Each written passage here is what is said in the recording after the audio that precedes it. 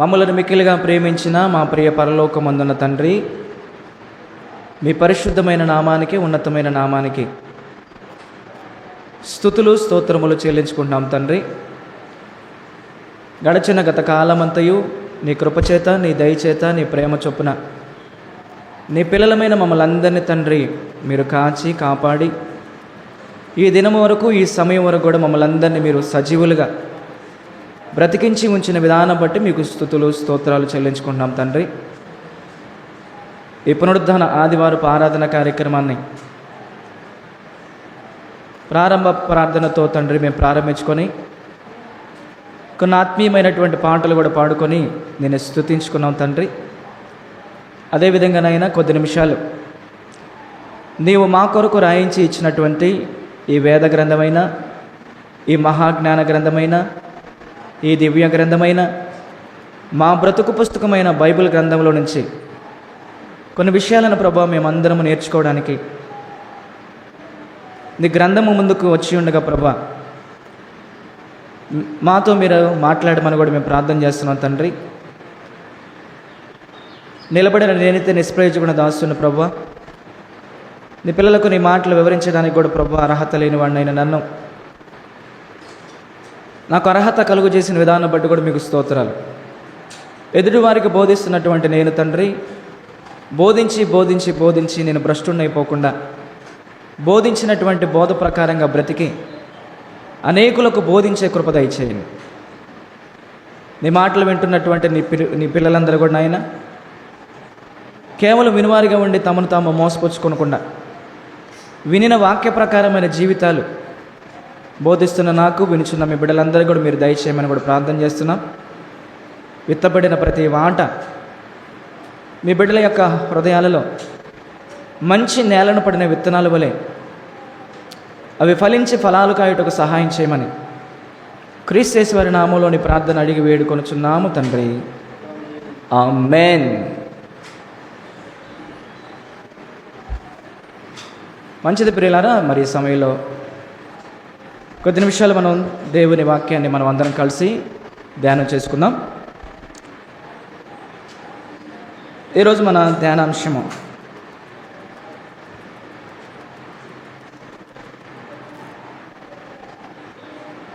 దేవుడు మనలను హెచ్చించడానికి 7 కారణములను పెట్టుకోండి. దేవుడు మనలను హెచ్చించడానికి లేదా గొప్ప చేయడానికి లేదా దేవుడు మనలను ఆశీర్వదించడానికి 7 కారణాలను పెట్టుకోండి. చాలా కారణాలు ఉన్నాయి, ప్రస్తుతానికి మీకు 7 కారణాలు మాత్రమే చెప్పడానికి సిద్ధపడ్డాను ప్రియులారా.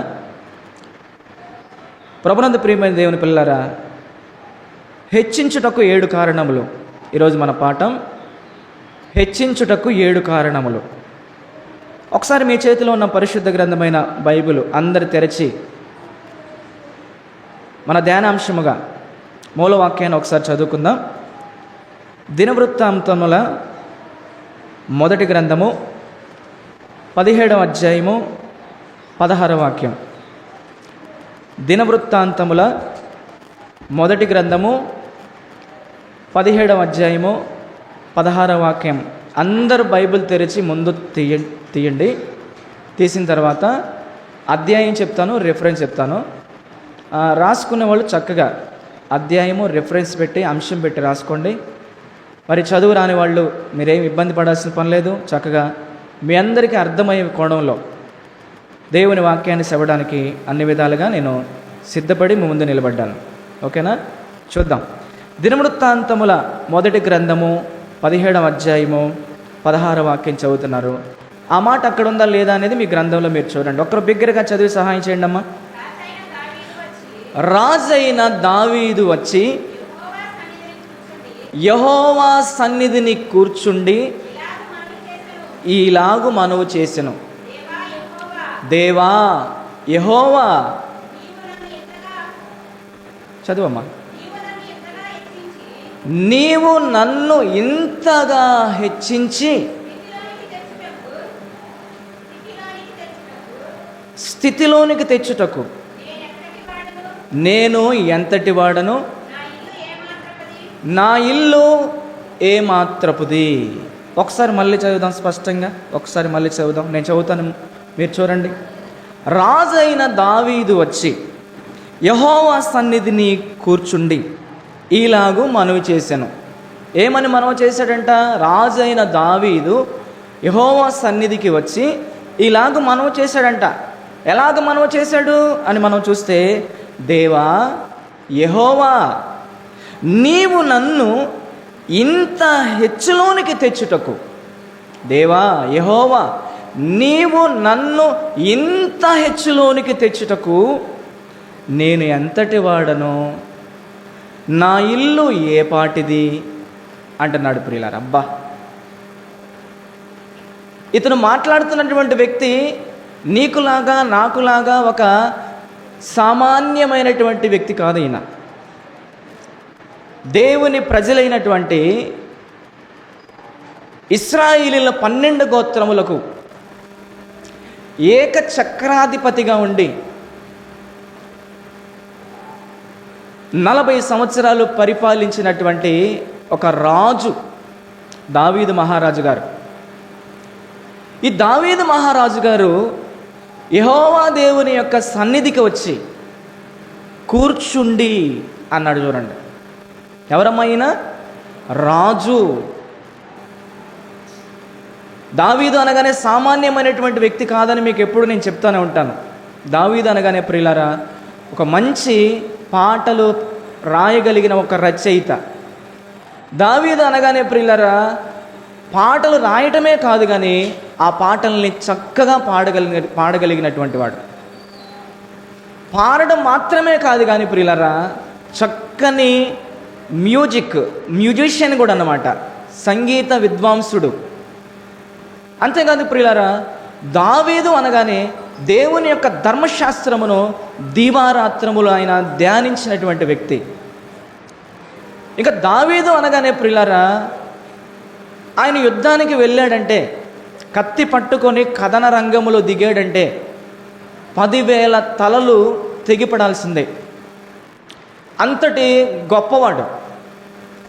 సింహాన్ని గొర్రె పిల్లను చీల్చినటువంటి వ్యక్తి అయిన తన గొర్రె పిల్లను కాపాడుకోవడం కోసం సింహము నోటిలో నుండి ఏం చేశారంట? తన గొర్రె పిల్లను కాపాడుకున్నాడు. ఒకానొక సమయంలో ఏలుగుబంటి వచ్చి తన గొర్రె పిల్లని పట్టుకోబోతుంటే ఏలుగుబంటి నోట్లో నుంచి కూడా తన పిల్లని విడిపించుకున్నటువంటి వాడు, గొర్రె పిల్లని.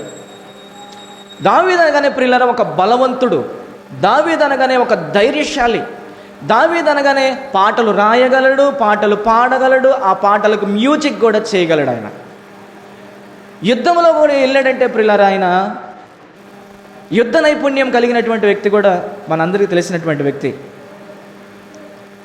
కాబట్టి నా ప్రియమైన దేవుని పిల్లలారా, దేవుని ప్రజలరా, ఈ దావీదు ఇశ్రాయేలీయులైనటువంటి దేవుని ప్రజలకు రాజుగా ఉన్నాడన్నమాట. రాజు ఆయన.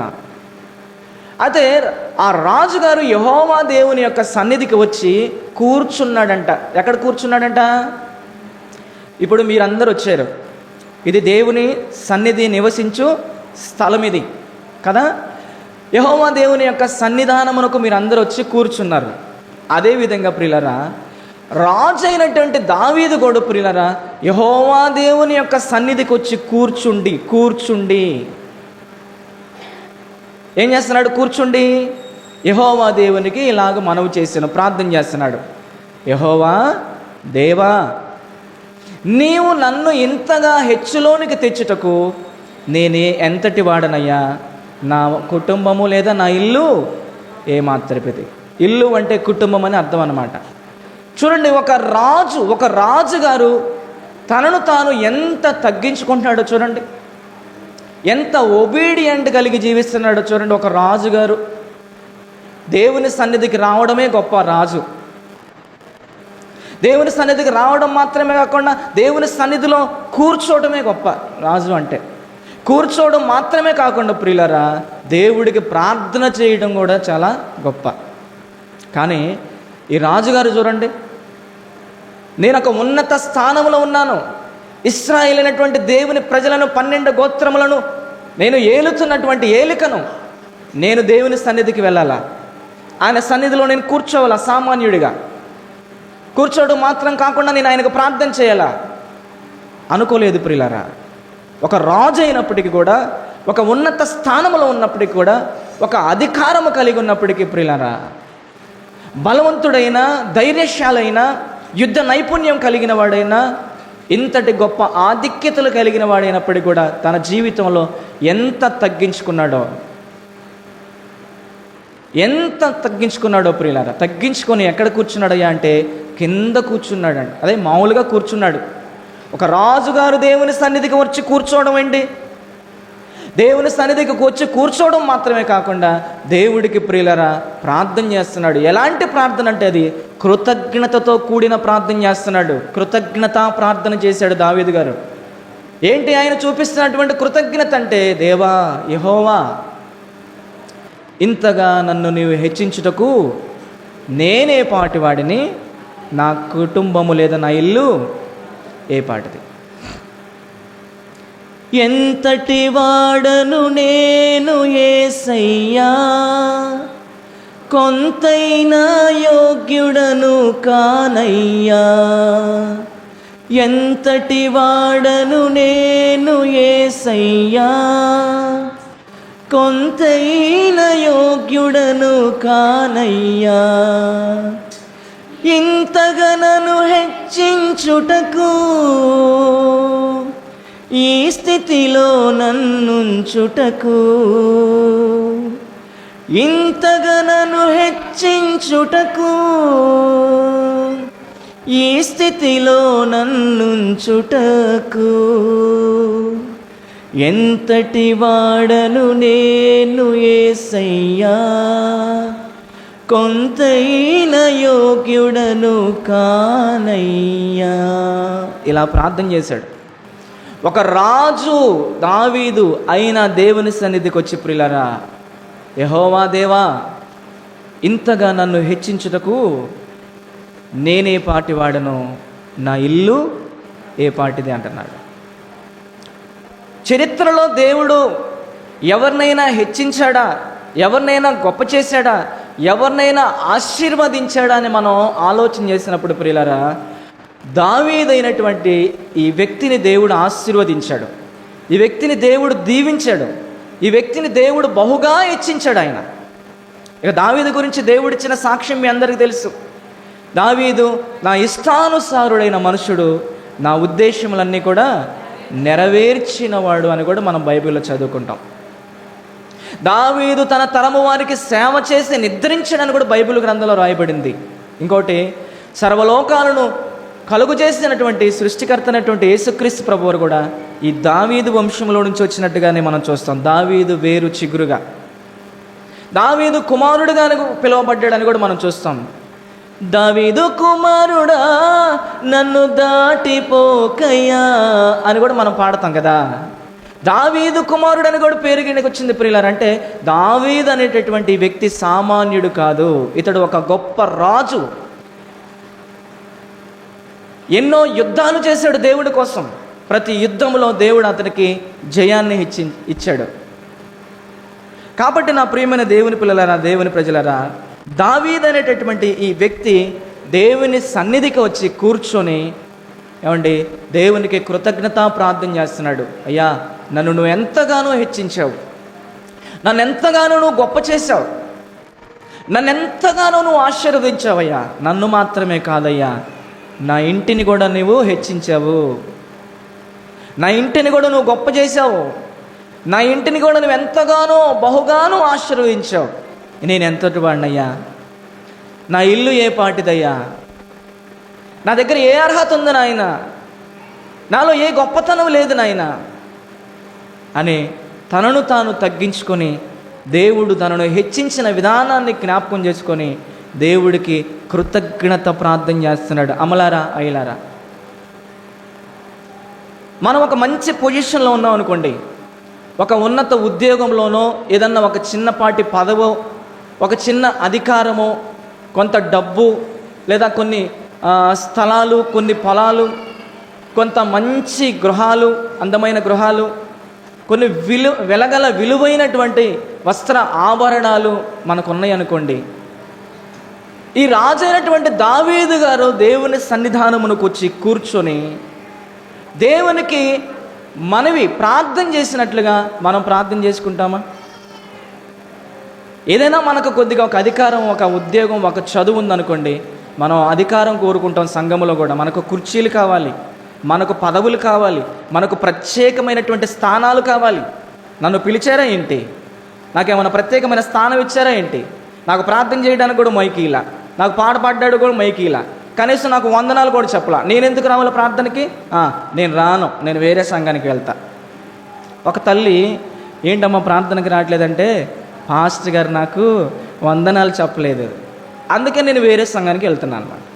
పాస్టర్ గారు బుద్ధి గడ్డి తిన్నాడు, నీకు చెప్పలా. నీ బుద్ధి ఏమైంది మరి? నువ్వు చెప్పొచ్చు కదా పాస్టర్ గారికి. తనను తాను తగ్గించుకునేవాడు హెచ్చింపబడిననియు, తనను తాను తగ్గించుకునేవాడు చెప్పండి హెచ్చింపబడినను. మనకు తెలుసు వాక్యం. నువ్వు తగ్గించుకుంటే ఏమైంది చెప్పండి? దేవుడు నిన్నే హెచ్చిస్తాడు కదా. పాస్టర్ గారికి ఎన్నో ఆలోచనలు చెప్పలేదేమో. ఇది పెద్ద కారణమా? సంఘాన్ని విడిచిపెట్టి వేరే సంఘానికి వెళ్తానికి ఇది పెద్ద కారణమా? కాబట్టి నా ప్రియులారా, దేవుని బిడ్డలారా, ప్రియ దేవుని ప్రజలారా, ప్రియ సంగమా, దావీదు చూడండి, ఒక రాజు అయినప్పుడు కూడా దేవుని సన్నిధికి వచ్చి దేవుడికి కృతజ్ఞతలు తెలియజేస్తున్నాడు. ప్రభువా, నేను ఏ పాటి వాడినయ్యా, నా జీవితం ఏ పాటిదయ్యా, నా కుటుంబం ఏ పాటిదయ్యా, ఎంతకయ్యా నన్ను ఎంతగా హెచ్చించావు అని ప్రార్థన చేస్తున్నాడు. దావీదు గారిని దేవుడు హెచ్చించాడు. ప్రియులారా, దావీదు గారిని దేవుడు హెచ్చించాడు. ఇంకొక విషయం ఏంటంటే, దావీదు గారి దగ్గర కంటే కొంతమంది మనుషులు వచ్చి, సామాన్యమైన మనుషులు వచ్చి రాజుగారి దగ్గరికి ఒక మాట అడిగారంట. ఏమని? యెహోవా మందిరమునకు వెళ్ళుదమని జనులు పలుకగా నేను సంతోషించి తిని. యెహోవా మందిరమునకు వెళ్ళుదమని జనులు పలుకగా నేను సంతోషించి తిని. నీ ఆవరణము చూడవలెనని, నీ ఆవరణము చూడవలెనని ఆశగొనుచున్నది నా ప్రాణము, తృష్ణగొనుచున్నది. యెహోవా మందిరమునకు వెళ్ళుదమని జనులు పలుకగా రాజు ఏం చేశాడంట? సంతోషించాడంట. ఒక సామాన్యమైన మనుషులు ఒక రాజు దగ్గరికి వెళ్ళాయా, రాజా ఈరోజు మనం యెహోవా సన్నిధికి వెళ్దాం, యెహోవా మందిరానికి వెళ్దామంటే, యెహోవా సన్నిధికి వెళ్దాం రాయ్యా అన్నప్పుడు రాజుగారి యొక్క హృదయం పులకరించిపోయిందంట. వెళ్దాం పండయ్యా అని. మనకి ఏ అధికారం ఉంది? మనకి ఏ పదం ఉంది చెప్పండి? మనం ఎంతమంది ప్రజలను మనం ఏలుతున్నటువంటి ఏలికలను చెప్పండి? మనకున్న గొప్పతనం ఏంటి? అంతటి రాజు అంతటి వాడే యెహోవా మందిరమునకు వెళ్ళుదామని జనులు నాతో అనగా నేను సంతోషించి తిని. యెహోవా సన్నిధిలో సంపూర్ణ సంతోషము. మీరు ఎక్కడెక్కడో సంతోషం ఉందనుకుంటున్నారు కదా, నిజమైన సంతోషం మనకి దేవుని సన్నిధిలోనే దొరుకుతుంది. దేవునికే స్తోత్రం కలుగును గాక. నిజంగా ఇక్కడికి వస్తే మన బాధలు, మన కష్టాలు, మన రోగాలు, మన ఇరుకులు, మన ఇబ్బందులు, మన శ్రమలు, మన దుఃఖము, మన ఆవేదన అన్నీ మర్చిపోతాం తెలుసా? ఇంటి దగ్గర ఉండే మూలుగుతూ ముక్కుతూ ఉండే కంటే దేవుని సన్నిధిలోకి వస్తే అవన్నీ పోతాయి. దేవునికే స్తోత్రం కలుగును గాక. ఏమి గుర్తురావు. ఒక రాజుగారి దగ్గరకు వచ్చేసి సామాన్యమైన మనుషులు యెహోవా సన్నిధికి వెళదాము రండి రాజా అంటే వెళ్దామని సంతోషంగా దేవుని సన్నిధికి వచ్చినటువంటి ఒక మహనీయుడు, ఒక మహానుభావుడు, ఒక మహాభక్తుడు చరిత్రలో ఈ దావీదు మహారాజు గారు. ఒకసారి క్లాప్స్ కొట్టి దేవుని స్తుతులు చెల్లిద్దాం. ఒక రాజు అంతటోడే ప్రియులారా తనను తాను తగ్గించుకొని వచ్చి దేవుని సన్నిధిలో కూర్చున్నాడు. మనకు కొంచెం ఉంటే మనం దేవుని సన్నిధికి రాకుండా కూడా పైకి చూస్తాం. నిజం చెప్తున్నాను ప్రియులారా, ఈరోజు కొద్దిగా ధనబలము, కొద్దిగా జనబలము ఉన్న వాళ్ళని చూడండి ప్రియులారా, దేవుడు దగ్గరికి రండి అంటే వస్తారా? రారు. సామాన్యమైన మనుషులే దేవుని సన్నిధికి వచ్చేది. అందుకే యేసుక్రీస్తు ప్రభువు వారు కూడా వచ్చి బీదలకు సువార్త ప్రకటించడని రాయబడింది. బీదలను కనికరించేవాడు ధన్యుడని కూడా రాయబడింది. బీదలకు అప్పించేవాడు దేవునికి అప్పించినట్టు కూడా బైబిల్లో రాయబడింది. బీదలైన వారు ధన్యులని కూడా బైబిల్లో రాయబడింది. తెలుసా మీ అందరికీ? కొద్దిగా ధనం ఉన్న, పదం ఉన్న, అధికారం ఉన్న వాళ్ళకి ప్రియులారా దేవుని సన్నిధికి రావాలన్నటువంటి ఆలోచనలు కూడా ఉండవు. ఈరోజు సామాన్యులు మనం పనులు చేసుకుంటేనే మన కుటుంబాలు, మన పొట్టలు నిండేది. మనం ఎలా చక్కగా దేవుని సన్నిధికి వస్తున్నామో చూడండి.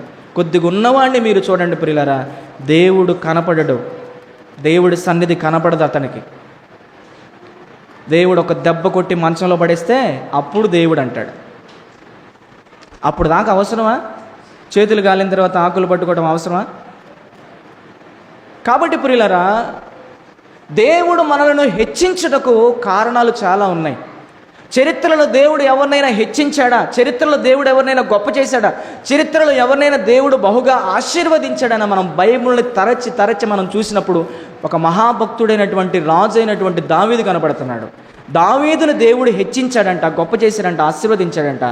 దావీదు ఇంటిని కూడా దేవుడు ఆశీర్వదించాడంట. మరి దావీదుని దేవుడు ఆశీర్వదించడానికి, దావీదుని దేవుడు గొప్ప చేయడానికి గల కారణం ఏంటంటే తను చాలా తగ్గింపు కలిగినటువంటి వ్యక్తి. దేవునికే స్తోత్రం కలుగును గాక. అమలారా, నేను మీకు చెప్పాను ఒక విషయం. ఒక వ్యాఖ్యానకర్త దావీదు గురించి రాసేటప్పుడు దావీదు గారు దేవుని సన్నిధానమునకు లేదా దేవుని మందిరావరణమునకు వెళ్ళేటప్పుడు కూడా ప్రియులారా ఆయన ఎలా వెళ్ళేవాడని ఆయన రాశాడంటే తన వ్యాఖ్యానంలో తనకున్నటువంటి రాజవస్త్రములను తీసి పక్కన పెట్టేసి, ఒకానొక సమయంలో ప్రియులారా కొండల్లో, అడవుల్లో ఎలాగైతే గొర్రెలు కాసుకునేటప్పుడు ఎలాంటి వస్త్రములు, మలినమైన వస్త్రములు, మురికి వస్త్రములు ధరించాడో అలాంటి వస్త్రములు ధరించుకునే ప్రియులారా దావీదు గారు దేవుని సన్నిధికి వెళ్ళేవాడంట. ఒక వ్యాఖ్యానకర్త రాసినటువంటి వ్యాఖ్యానం అది. అంటే దేవుని సన్నిధికి వెళ్ళేటప్పుడు తనకున్నటువంటి అధికారము, తనకున్నటువంటి బలము, తనకున్నటువంటి గొప్పతనము అన్నీ కూడా తీసి పక్కన పడేసి తనను తాను తగ్గించుకొని ఏమీ లేనటువంటి వాడిగా దేవుని సన్నిధిలోకి వచ్చి కూర్చున్నటువంటి వ్యక్తే ఈ దావీదు మహారాజు గారు. అమలారా, అయలారా, మీకు ఏదైనా గొప్ప ఉద్యోగం ఉండొచ్చు, గొప్ప పదం ఉండొచ్చు, గొప్ప అధికారంలో ఉండొచ్చు, ఉన్నత స్థానంలో నువ్వు ఉండొచ్చు, విస్తారమైనటువంటి సిరి సంపదలతో నువ్వు తొలతూగవచ్చు. అయినప్పటికీ కూడా మనకున్న వాటన్నిటిని, మన అహమును, మన అధికారమును, మన పదవులు గేటు దగ్గర చెప్పులు ఎలా విడిచిపెట్టి వస్తామో లోపలికి, అలా విడిచి లోపలికి రావాలి. దేవుడికే స్తోత్రం కలుగును గాక. దావీదు యెహోవా సన్నిధానమునకు వెళ్ళినప్పుడు ప్రియులారా తన రాజవస్త్రములను తీసివేసి తన కిరీటము కూడా పక్కన పెట్టేసి ఏమీ లేనటువంటి వ్యక్తిగా, సామాన్యుడిగా దేవుని సన్నిధానమునకు వచ్చి కూర్చొని దేవుని సన్నిధిలో ప్రార్థన చేసుకునేవాడంట. దేవుని సన్నిధికి వెళ్ళుదాము రండి అని జనులు చెప్పినప్పుడు కూడా ఎంతో సంతోషపడేవంట. దుప్పి నీటి వాగుల కొరకు ఆశపడినట్లుగా దేవా నీ కొరకు నా ప్రాణము ఆశపడుచున్నది, తృష్ణ కొనుచున్నది. ఎవరికొంది ఇలాంటి ఆశ? ఎవరికొంది ఇలాంటి తృష్ణ? ఏమండి? కాబట్టి నా ప్రియమైన దేవుని పిల్లలారా, దేవుని ప్రజలారా, దీనిని బట్టి మనం చాలా జాగ్రత్తగా ఉండాలి.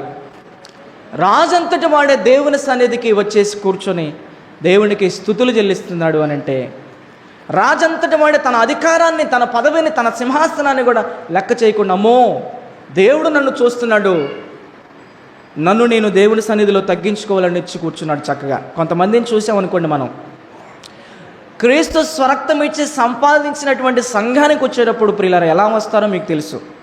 అమ్మో, అయ్యో, తగ్గింపు ఉండాలి ప్రియులారా.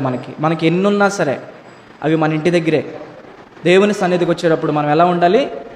ఏమీ లేని నిష్ప్రయోజకులమైన దాసులమయ్యా అనమన్నాడు మత్తయి సువార్తలో. ఏమున్నా ఏమి లేకపోయినా నిష్ప్రయోజకులమైన దాసులమయ్యా అని అనాలి మనం. ఏముంది మన దగ్గర గొప్పతనం చెప్పండి? మనం ఏ పాత్ర గొప్ప వాళ్ళని చెప్పండి ప్రియులారా? ఏ గొప్పతనం లేదు మనలో. కాబట్టి ఆకాశానికి, భూమికి సృష్టికర్త అయినటువంటి దేవుని ఎదుట మనలో మనం ఎలా ఉండాలంట? తగ్గించుకోవాలి. అప్పుడు దేవుడు మనల్ని ఏం చేస్తాడు? హెచ్చిస్తాడు. దేవునికే స్తోత్రం కలుగును గాక. దావీదుని దేవుడు హెచ్చించాడు, ఆయన గొప్ప చేశాడు. దావీదుని దేవుడు బహుగా ఆశీర్వదించాడు. దావీదునే కాదు కానీ తన ఇల్లంతటిని దేవుడు ఆశీర్వదించాడంట. దినదిన ప్రవర్ధమానముగా సౌలు కుటుంబము దినదినము నీరసిల్లిపోతుంటే దావీదు కుటుంబము దినదినము ప్రవర్ధమానముగా ఆయన వర్ధిల్లుతూ ఆశీర్వదిస్తూ వచ్చాడంట దేవుడు ఆయన్ని. వినాలి జాగ్రత్తగా. కాబట్టి నా ప్రియులారా, దేవుని బిడ్డలారా, దేవుని ప్రజలారా, దావీదు అంత సాదాసీదాగా దేవుని సన్నిధికి వెళ్ళేవాడు. ఎంత తగ్గింపు అంటే ప్రియులారా, ఈరోజు మనలో కూడా అదే తగ్గింపు ఉండాలని దేవుడు కోరుకుంటున్నాడు. దినవృత్తాంతాల మొదటి గ్రంథం 17వ అధ్యాయం 16వ వచనం మరొకసారి చదువుదాం చూడండి. దినవృత్తాంతాల మొదటి గ్రంథము 17వ అధ్యాయం 16వ వచనం. రాజైన దావీదు వచ్చి యెహోవా సన్నిధిని కూర్చుండి ఈలాగు మనవి చేసెను, దేవా యెహోవా, నీవు నన్ను ఇంత హెచ్చులోనికి తెచ్చుటకు నేనెంతటి వాడను? నా ఇల్లు, నా కుటుంబము ఏమాత్రపుది. నేనే పాటివాడనయ్యా, నా కుటుంబం ఏ పాటిదయ్యా? ఏమండి, నా కుటుంబం ఏ పాటిది అని తనను తాను తగ్గించుకుంటున్నాడు ప్రియులారా. ఇప్పుడు దావీదు కుటుంబాన్ని దేవుడు హెచ్చించడానికి మొదటి పాయింట్ చెప్తాను, చాలా జాగ్రత్తగా వినండి, చక్కగా రాసుకోండి. వినని వాళ్ళు చాలా జాగ్రత్తగా వినండి. కీర్తనల గ్రంథం 34వ సంకీర్తన మొదటి వచనం. అందరు బైబిల్ తీయండి అమ్మా, చదువుకున్న వాళ్ళు అందరు బైబిల్ తీయండి, చదువు లేని వాళ్ళు చక్కగా మీరు వినండి. దావీదు గారిని దేవుడు హెచ్చించడకు, దావీదు యొక్క కుటుంబాన్ని దేవుడు హెచ్చించడకు మొట్టమొదటి కారణం చెప్పబోతున్నాను. కీర్తన గ్రంథము 34వ సంకీర్తన మొదటి వచనంలో ఉన్నమాట, నేనెల్లప్పుడూ యెహోవాను సన్నుతించెదను, నిత్యము ఆయన కీర్తి నా నోట నుండును. నేనెల్లప్పుడూ యెహోవాను సన్నుతింతును, నిత్యము ఆయన కీర్తి నా నోట నుండు. అందరు పాడదాం, అందరికి వచ్చు కదా. నేనెల్లప్పుడూ యెహోవాను సన్నుతించెదన్, నిత్యము ఆయన కీర్తి నా నోట నుండు. అంతా నా మేలుకే ఆరాధన యేసుకే, అంతా నా మంచికే తల పాడండి, వచ్చు కదా పాడండి. తన చిత్తమునకు తల వంచితే ఆరాధన మాపను, స్తుతించుట మానను, ఆరాధన స్తుతించుట మానను. దేవునికే స్తోత్రం కలుగును గాక. సర్వలోకాలను సృష్టించినటువంటి సృష్టికర్త అయినటువంటి యెహోవా దేవుడు తన కుమారుడైనటువంటి తాను కనుగొన్నటువంటి దావీదుని, తనకు ఇష్టానుసారుడు తన ఉద్దేశాలన్నీ కూడా నెరవేర్చినటువంటి దావీదుని హెచ్చించుటకు గల కారణాలలో ప్రియులారా, మొట్టమొదటి కారణం ఏంటయ్యా అంటే, దావీదు ఎల్లప్పుడూ దేవుణ్ణి స్తుతించేవాడంట. దేవుణ్ణి స్తుతించుడి అప్పుడప్పుడు, దేవుణ్ణి స్తుతించుడి ఎల్లప్పుడు, దేవుని స్తుతించుడి, ఆయన ఆలయమందు పాడాలి, ఆయన పరిశుద్ధ ఆలయమందు, ఆయన సన్నిధిలో, ఆయన సన్నిధిలో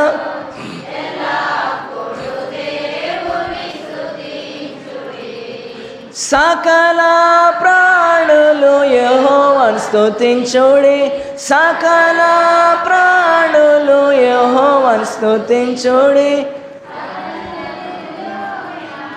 చాలు, దేవునికి స్తోత్రం కలుగును గాక.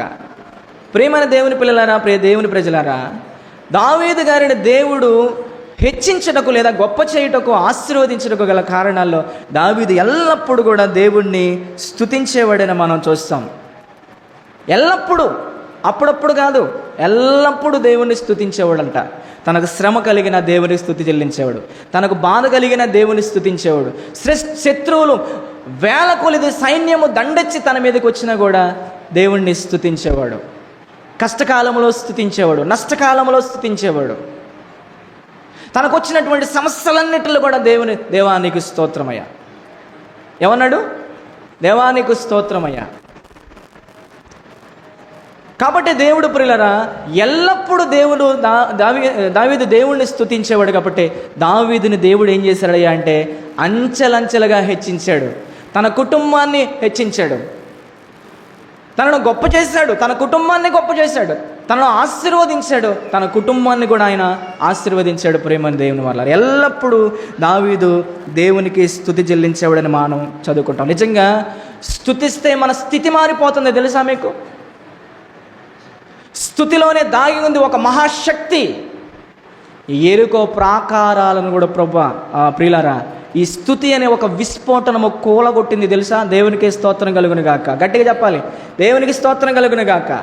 ఇశ్రాయేలీయులందరూ ఎరుకో గోడల చుట్టూ బోరలు ఊదుతూ, పాటలు పాడుతూ, కేకలు పెడుతూ తిరిగితే ఎరుకో గోడలు కూడా ఎలాగైపోయినాయి అంట? పేక మేడలుగా కూలిపోయి, నేల వాలిపోయి, రాలిపోయినాయి అంట. దేవునికి స్తోత్రం కలుగును గాక. కారణం, శృతిలో ఉంది అంత శక్తి. స్తుతిని స్థితిని మారుస్తుంది, స్తుతిని గతిని మారుస్తుంది, స్తుతిని పరిస్థితులను ప్రియులారా సరిచేస్తుంది. శృతిలోనే దాగి ఉంది చాలా శక్తి. కాబట్టి దేవుడు దావీదును హెచ్చించడానికి గల కారణాల్లో మొదటి కారణం ఏంటంటే దావీదు ఎల్లప్పుడూ దేవుణ్ణి స్తుతించాడు. క్రొత్త నిబంధన తెస్సలోనికలకు రాసిన మొదటి పత్రికలో కూడా ప్రతి విషయమునందు మీరు దేవునికి కృతజ్ఞతాస్తుతులు చెల్లించండి అంటే. ప్రతి విషయమునందు, నీకు కష్టం వచ్చినా, నీకు బాధ వచ్చినా, నీకు ఇరుకొచ్చినా, నీకు ఇబ్బంది వచ్చినా, నీకు వ్యాధి వచ్చినా, మరణాపాయమే నీకు సంభవించి చావు బ్రతుకుల మధ్య ప్రియులారా ఐసీలో వెంటిలేటర్ల మధ్య నువ్వు కుట్టెడుతున్నా సరే, నీ చిత్తమే నాయన, నీకే స్తోత్రం. యెహోవాయే ఇచ్చెను, యెహోవాయే తీసుకున్నాను, యెహోవా నామమునకే. అబ్బబ్బబ్బబ్బబ్బా, ఇలాంటి జీవితాలు మనకు ఉండాలి. ఏదేమైనా ప్రభువా నీకే స్తోత్రం, నీకు స్తోత్రమయ్య, నీకు స్తోత్రం, నీకు వందనాలు. ప్రియులారా, దావీదుని ప్రియులారా దేవుడు ఎలాంటి స్థితిలో నుంచి ఎలాంటి స్థితిలోనికి ఆయన తీసుకెళ్ళాడని మనం ఆలోచన చేసినప్పుడు ప్రియులారా, ఒక విషయం, గొర్రెల దొడ్లో ఉన్నటువంటి దావీదుని తీసుకెళ్ళి ప్రియులారా దేవుడు సింహాసనంపై కూర్చోపెట్టాడు. ఎక్కడ ఉన్నటువంటి దావీదుని? గొర్రెల దొడ్లో పాడి గొర్రెలను మేపుకుంటున్నటువంటి దావీదుని తీసుకెళ్ళి దేవుడు సింహాసనము మీద ఆయన కూర్చుండబెట్టాడు. ఏమంటే, ఇంకా దుడ్డు కర్ర చేత పట్టుకొని తిరిగే దావీదు చేతిలోనికి రాజదండం వచ్చేసింది.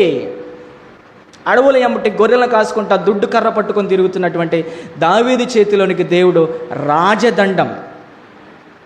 ఇంకా మనం ఆలోచన చేసినప్పుడు ప్రియులారా, సద్దన్నము తినే లేదా సద్దిబువ్వ తినేటటువంటి రాజుగారి యొక్క దైనందినటువంటి జీవితంలోనికి రాజభోజనం వచ్చింది ప్రియులారా. ఎలాంటి భోజనం అమ్మా అది? రాజులు భుజించేటటువంటి భోజనం అది. అడవుల వెంబడి తిరిగే దావీదును ప్రియులారా దేవుడు అంతఃపురంలో కూర్చోపెట్టాడు. ఇంకా మనం ఆలోచన చేసినప్పుడు ప్రియులారా, దావీదు గారు పాత వస్త్రములు ధరించుకొని ప్రియులారా గొర్రెలంపుడు కంపు కొట్టుకు తిరిగేటటువంటి దావీదుకి ఏ వస్త్రాలు ధరింపజేశాడమ్మా దావీదుకి దేవుడు? రాజవస్త్రములు. రాజులు ఎలాంటి వస్త్రాలు ధరించుకుంటారు అమ్మ? రాజులు ఎలాంటి వస్త్రాలు ధరించుకుంటారు చెప్పండి? విలువ గల వస్త్రాలా? ధనవంతుడు ఎలాంటి వస్త్రాలు ధరించుకున్నాడు? ఊదా రంగు బట్టలను, సన్నపు నార వస్త్రములను ధరించుకొని బహుగా సుఖపడుచుండువాడు. అంటే రాజులు ధరించేటటువంటి వస్త్రాలు ఏంటంటే ప్రియులారా ఊదా రంగు బట్టలు, విలువైనటువంటి వస్త్రాలు ధరిస్తారు, వెలగలిగినటువంటి వస్త్రాలు ధరిస్తారు, రాజవస్త్రాలు. పాత బట్టలు ధరించుకున్నటువంటి, మురికి వస్త్రాలు ధరించుకున్నటువంటి దావీదుకి దేవుడు రాజవస్త్రములను ధరింపజేశాడు. మీకు అర్థం కావాలి, దేవుడు ఒక వ్యక్తిని ఆశీర్వదించడం మొదలు పెడితే ఆయన ఎలాంటి స్థితిలోనికి తీసుకువెళ్తాడో చెప్తున్నాను మీకు. ఏమండి, పాత వస్త్రాలు ధరించుకున్నటువంటి దావీదు గారికి రాజవస్త్రములు ధరింపజేశాడు. చెట్లంబటి గుట్లంబటి కూర్చుని దావీదుని తీసుకెళ్లి సింహాసనం మీద కూర్చోబెట్టాడు ప్రియులారా కదా. గొర్రెలు కాసుకునేటప్పుడు ఎక్కడ కూర్చుంటారమ్మా? నేను కూడా చిన్నప్పుడు వెళ్తా ఉండేవాడిని కొండకి. మాకు ఒక చిన్న బర్రె ఉండేది, మాకు చిన్నపిల్లలప్పుడు నేను వెళ్ళేవాడిని. ఎక్కడ కూర్చున్న వాళ్ళని చెట్లమ్మటి, తాటి చెట్లమ్మటి, ఈత చెట్లమ్మటి, తాటికాయలు ఏరుకుంటా, ఈతకాయలు ఏరుకుంటా, పాలకాయలు కోసుకుంటా, మధ్యలో బర్రెలన్నింటినీ నీళ్ళలో వేసి చక్కగా ఈతలు కొట్టుకుంటూ తిరిగేవాళ్ళం కదా. గుట్లమ్మటి, చెట్లమ్మటి, పొట్లమ్మటి. దావీదు గుట్లమ్మటి, చెట్లమ్మటి, పొట్లమ్మటి తిరిగేటటువంటి దావీదుని ప్రియులారా గొర్రెల పక్కన తీసుకెళ్ళి సింహాసనం మీద కూర్చోబెట్టాడు. ఇంకా మనం ఆలోచన చేసినప్పుడు ప్రియులారా, ఎండ దెబ్బ తగలకుండా తలకి తలబాగా చుట్టుకునేటటువంటి దావీదు శిరస్సు మీదకి మీకు అర్థం కావాలి ఏం పెట్టాడు దేవుడు? రాజకిరీటం. రాజకిరీటం పెట్టాడు దేవుడు. రాజకిరీటాన్ని పెట్టాడంటే ప్రియులారా దేవుడు. గొర్రెల కాపరిగా ఉన్న దావీదుని తీసుకెళ్ళి ఎవరికి కాపరిగా పెట్టాడు? దేవుడు ప్రజలైనటువంటి ఇశ్రాయేలీయులకి కాపరిగా పెట్టాడు. దేవునికే స్తోత్రం కలుగును గాక. కొంతమంది ఆల్రెడీ నేను చెప్తుంటే హాయిగా వారికి జ్వాలపాటు పట్టినట్టుగా ఉంది. రాత్రి అంతా డ్యూటీ చేసి వచ్చానమ్మా. యథార్థంగా ఒప్పుకుంటున్నాను నేను. ఎన్ని ఇంట్రక్షన్స్ దాంట్లో నాకు, ఎన్ని ఏమంటారు వాటిని, ఎన్ని పనిష్మెంట్స్ నాకు. నేను కూడా మీకులా కూర్చొని నిద్రపోతే చల్లగాలికి హాయిగా వాక్యం ఎవరు చెప్తారు? సంఘాన్ని ఆత్మీయంగా ఎవరు బలపరుస్తారు? సరే, మీరు ఎవరైనా చెప్తా ఉంటే రాత్రి అంతా నిద్రపోయి వచ్చాను కాబట్టి నేను కూర్చొని చక్కగా నిద్రపోతాను. దయచేసి దేవుని అవమానపరచకండి. దేవునికి స్తోత్రం కలుగును గాక. దేవుడికి అవమానం వచ్చింది. రైట్. కాబట్టి ప్రియులారా, అంత గొప్ప హెచ్చైనటువంటి స్థితిలోనికి దావీదు గారిని దేవుడు మరి తెచ్చిపెట్టడానికి గల కారణాల్లో ముఖ్యమైన కారణం ఏంటంటే, దావీదు ఎల్లప్పుడూ దేవుణ్ణి ఏం చేసేవాడంట? స్తుతించేవాడు. కాబట్టి మనం కూడా ప్రియులారా ఎప్పుడు దేవుణ్ణి స్తుతించే వారంగా ఉండాలి.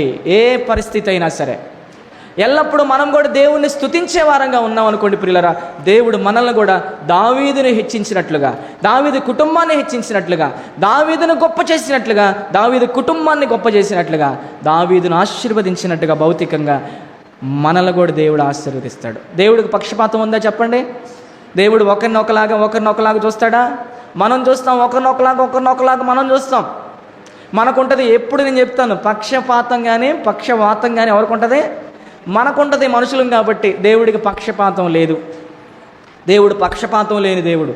దేవుడు దావీదుని ఎలాగైతే గొప్ప చేసి హెచ్చించి ఆశీర్వదించాడో, దావీదులాగా నువ్వు కూడా చేయగలిగితే నిన్ను నన్ను కూడా ఆయన ఆశీర్వదించే దేవుడై ఉన్నాడు, ఆయన హెచ్చించే దేవుడై ఉన్నాడు, ఆయన గొప్ప చేసే దేవుడై ఉన్నాడు. ఒకసారి గట్టిగా క్లాప్స్ కొట్టి దేవునికి స్తోత్రం చెల్లిద్దాం గట్టిగా. మాట ఇచ్చిన దేవుడు నమ్మదగిన దేవుడు. మనుషులు మాట ఇచ్చిన తర్వాత తప్పుతారేమో కానీ దేవుడు మాట తప్పుటకు ఆయన నరుడు కాదు. కాబట్టి దేవుడు దావీదును ఆశీర్వదించినట్టుగా భౌతికంగా మనల్ని కూడా ఆశీర్వదిస్తాడు. దావీదు గొప్పని చేసినట్టుగా మనల్ని కూడా గొప్ప చేస్తాడు. దావీదుని హెచ్చించినట్లుగా మనల్ని కూడా హెచ్చిస్తాడు, మన కుటుంబాలను కూడా హెచ్చిస్తాడు. ఎప్పుడయ్యా అంటే, దావీదు గారు ఎలాగైతే ప్రతి పరిస్థితుల్లో కూడా దేవునికి ఎల్లప్పుడూ స్తుతి చెల్లించాడో, మనం కూడా అలాగే దేవునికి స్తుతి చెల్లించే వారంగా ఉండాలి. దేవునికి స్తుతి మనం ఎలా చెల్లించవచ్చు అని మనం ఆలోచన చేస్తే ప్రియులారా, ప్రతి ఒక్కరు దేవుని స్తుతి చెల్లించవచ్చు. చిన్నపిల్లలు దేవుని స్తుతిని చెల్లించవచ్చు, యవనులు దేవుని స్తుతి చెల్లించవచ్చు, నడిప్రాయంలో ఉన్నవారు దేవుని స్తుతి చెల్లించవచ్చు, వృద్ధాప్యంలో ఉన్నటువంటి వృద్ధులు, కన్యలు, బాలురు అందరూ దేవునికి స్తుతి చెల్లించవచ్చు. 148వ సంకీర్తన మీరు చదువుకొని ఇంటికి వెళ్ళిన తర్వాత అక్కడ ప్రతి దాన్ని కూడా స్తుతి చెల్లించమని రాయబడినటువంటి కీర్తన, స్తుతి కీర్తన. మనం దేవునికి స్తుతులు ఎలా చెల్లించవచ్చు అని మనం ఆలోచన చేస్తే ప్రియులారా, పాటలు పాడుతూ దేవుని స్తుతించవచ్చు. కొంతమంది చర్చిలో మనం పాటలు పాడుతూ ఉన్నాం అనుకోండి, కొంతమంది అలానే మౌనంగా ఉంటారు. ఒకళ్ళు పాటలు పాడుతున్నారు అనుకోండి, మిగతా వాళ్ళు కలిసి వారితో పాటలు పాడితే ఎంత ఉజ్జీవంగా ఉంటుంది. పాపం ఎలీషా గారు ఎప్పుడు మొత్తుకుంటూ ఉంటాడు, అమ్మ ఒకళ్ళు పాడేటప్పుడు మిగతా వాళ్ళు అందరూ కూడా నోరు తెరిచి బిగ్గరగా పాట పాడండి, చాలా ఉజ్జీవంగా ఉంటుందని పాపం ఆయన మొత్తుకుంటాడు. ఎవరింటారు? ఒకరు పాట పాడేటప్పుడు మిగతా వారు అందరం కూడా ప్రియులారా, ఇప్పుడు మీకు ఆ పాట రాదనుకోండి, మేము ఒక చరణం పాడుతున్నప్పుడు అది మీరు ఫస్ట్ టైం విన్న తర్వాత రెండోసారి మేము పాడేటప్పుడు మాతో కలిసి పాడండి. పాటల ద్వారా దేవుణ్ణి స్తుతించవచ్చు. తర్వాత చప్పట్లు కొట్టడం ద్వారా కూడా దేవుని స్తుతించవచ్చు. తెలుసా మీకు? సర్వజనులారా చప్పట్లు కొట్టుడి అంటాడు కీర్తన 47వ కీర్తన 1వ వచనంలో. సర్వజనులారా చప్పట్లు కొట్టుడి. పాటలు పాడుతూ దేవునికి స్తుతి చెల్లించవచ్చు. సంఘంలో చప్పట్లు కొడుతూ దేవుని స్తుతి చెల్లించవచ్చు. సైంటిఫికల్గా మరి డాక్టర్లు చెప్పింది ఏంటో చెప్పనా? చప్పట్లు కొట్టడం వల్ల, ఇలా చప్పట్లు కొట్టడం వల్ల ఏం జరిగిందో చెప్పనా మీకు? బాడీలో బ్లడ్ సర్క్యులేషన్ బాగుంటుంది, కిడ్నీ ఫంక్షన్స్, హార్ట్ ఫంక్షన్స్ బాగుంటాయంట. ఇది వైద్యులు చెప్పారు, శాస్త్రవేత్తలు చెప్పారు. ఇది కొంతమంది చప్పట్లు కొడుతుంటే, చప్పట్లు గట్టి కొడితే ఏమైంది చెప్పండి? ఏమైంది? అరిగిపోతాయి చేతులు ఏమన్నా. ఒకసారి గట్టిగా క్లాప్స్ కొట్టండి, గట్టిగా. ఇప్పుడు కొట్టారు, కానీ పాటలు పాడేటప్పుడు ఎలా కొట్టబోకండి. తాళం కరెక్ట్గా ఉండాలి. పాటలు పాడేటప్పుడు కరెక్ట్గా కొట్టాలి, పాటకు తగ్గట్టుగా కొట్టాలి. మేము ఒకలా పాడుతున్నాం అనుకో, మీరు ఎలా కొడుకుతారు కుదరదు. సర్వజనులారా చప్పట్లు కొట్టడి. ఎట్లా అంటున్నారు కొంతమంది. అలా అనకూడదమ్మా. అందరూ బాగా పాడతారు, మీరు నిజంగా అందరూ చప్పట్లు కొడతారు. ఒక పెద్ద నా దగ్గరికి వచ్చి అన్నాడు, అయ్యా ఒకప్పుడు కంటే ఇప్పుడు మన సంఘం ఆధ్యాత్మికంగానో భౌతికంగానో ఆశీర్వదించబడింది అంటున్నారు నువ్వు వచ్చిన తర్వాత. సంఘంలో ఉన్నటువంటి చాలామంది కూడా చాలా భక్తిగా ఉంటున్నారు, తమ తమ విధానాలు కూడా కొన్ని మార్చుకుంటున్నారు. నాకు బయట చెప్తే నేను నీకు వచ్చి చెప్తున్నా అన్నాడు. దేవునికి స్తోత్రం కలుగును గాక. గట్టిగా చెప్పాలి, దేవునికి స్తోత్రం కలుగును గాక. పర్వాలేదు, అంతగా పర్వాలేదు. దేవుని కృపను బట్టి, దేవుని దయని బట్టి మన చిన్న సంఘము భౌతికంగా ఆశీర్వదించబడుతుంది, ఆత్మీయంగా కూడా దేవుడు ఆశీర్వదిస్తున్నాడు. దేవునికే స్తోత్రం కలుగును గాక. నిజంగా నేను వచ్చిన మొదటి నుంచి ఇప్పుడు దాకా చూస్తున్నా కదా, చాలా మార్పులు చేసుకుంటున్నారు మీరు. మిమ్మల్ని బట్టి నేను దేవుని స్తుతి చెల్లిస్తున్నాను. బయట కూడా మంచి పేరు మొదలైంది. కాబట్టి మనం పాటలు పాడుతూ దేవుని స్తుతించవచ్చు, చప్పట్లు కొడుతూ దేవుని స్తుతించవచ్చు, చేతులెత్తి కూడా దేవుని స్తుతి చెల్లించవచ్చు. తెలుసా? చేతులెత్తి కూడా దేవుని స్తుతి చెల్లించవచ్చు. ఎక్కడుంది ఆ మాట అంటే? చేతులెత్తి స్తుతి చేయుట సాయంకాలపు నైవేద్యం అని ఉంటుంది. రెఫరెన్స్ గుర్తులేదు నాకు. చేతులెత్తి స్తుతి చెల్లించుట సాయంకాలపు నైవేద్యం అని బైబిల్లో రాయబడింది. కాబట్టి పాటల ద్వారా దేవుని స్తుతించవచ్చు, వాయిద్యముల ద్వారా దేవుని స్తుతించవచ్చు, చప్పట్లు కొడుతూ దేవుని స్తుతించవచ్చు, చేతులెత్తి దేవుని స్తుతించవచ్చు. ఇంకా ప్రియులారా, అనేక విధాలుగా మనం దేవుణ్ణి స్తుతించవచ్చు. స్తుతించుట మంచిది, అది ఒప్పిదము, అది మనోహరము, అది ఎంతో శోభస్కరం అని కూడా బైబిల్ సెలవిస్తుంది. కాబట్టి నా ప్రియమైన దేవుని పిల్లలారా, దేవుని ప్రజలారా, దావీదు గారిని దేవుడు హెచ్చించాడు, ఆయన కుటుంబాన్ని హెచ్చించాడు. కారణం ఏంటయ్యా అంటే, దావీదు ఎల్లప్పుడూ దేవునికి స్తుతి చెల్లించాడంట. దేవునికే స్తోత్రం కలుగును గాక. ఇది మొదటి పాయింట్. దేవుడు హెచ్చించుటలో 7 కారములలో మొదటి పాయింట్, ఎల్లప్పుడూ దేవుడిని ఏం చేయాలి? స్తుతించాలి. ఇక రెండో పాయింట్ చెప్తాను మీకు, చూడండి ప్రియులారా. రెండో పాయింట్, దేవుడు దావీదుని తన కుటుంబాన్ని హెచ్చించుటకు 7 కారణాల్లో రెండవ కారణం అని పెట్టుకోండి, అతని ప్రార్థనా జీవితమే కారణం. దావీదు అనగానే ప్రియులారా, అతను ప్రార్థనాపరుడు. ఆయన దావీదు ప్రార్థన ఎలా చేసేవాడంటే, ప్రియమైన దేవుని బిడ్డలారా, ఉదయం ప్రార్థన చేసేవాడంట, మధ్యాహ్నము ప్రార్థన చేసేవాడంట, సాయంకాలం కూడా ప్రార్థన చేసేవాడంట. ఇతను ఎవరైనా సామాన్యమైనటువంటి మనిషి? ఒక రాజు అండి. ఒక రాజుగారు ఉదయం ప్రార్థన చేశాడు, ఒక రాజుగారు మధ్యాహ్నం ప్రార్థన చేశాడు, ఒక రాజుగారు సాయంత్రం కూడా ప్రార్థన చేశాడు. మనం ఏ రాజ్యానికి రాజులమో మరి కదా, మనం ఏ రాజ్యానికి రాజులమో.